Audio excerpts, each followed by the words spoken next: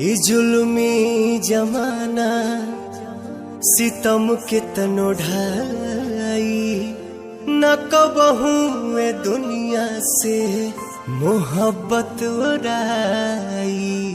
और जब रोग हो जे जानी उजानी कदर बेकदर के समझ में न आई।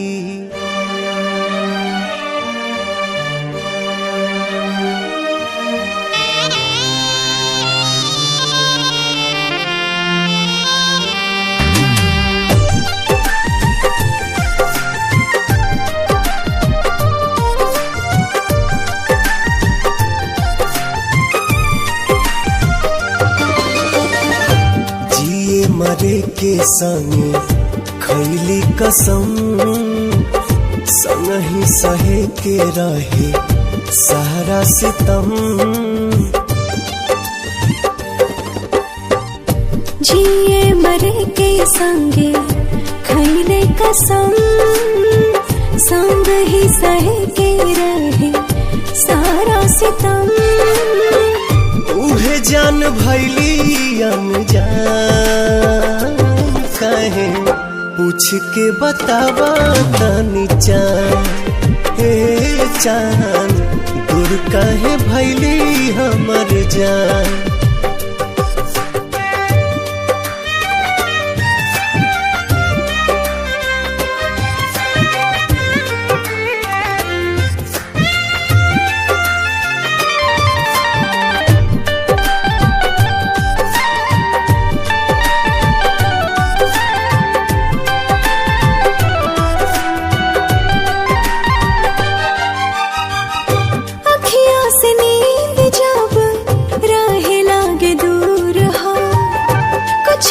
जरूर हाला नैन के कसूर हो।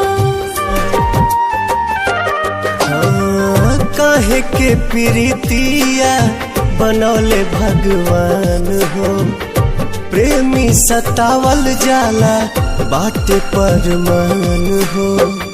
ना जाने कैसन बा दिल के जरूरत हो।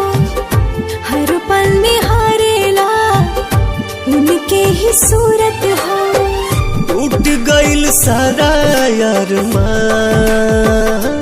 काहे पूछ के बतावा तनी चान। हे चान दूर काहे भैली हमर जान।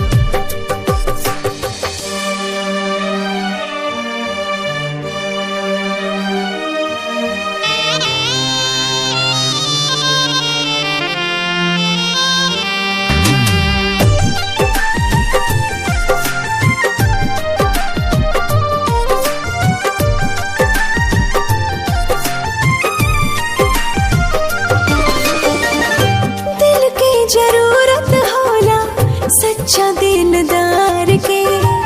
बड़ा हार जाए तू ता बुझला न प्यार के। फिर ना दोबारा कबो हो पाई प्यार हो। बसल बसावल दुनिया भइल उजार हो। सपनों में ना सोचनी ऐसन कब होई। दिल भर के याद में अखियाँ कब रोई। घुट घुट के निकाले परान काहे पूछ के बतावा तनी चान।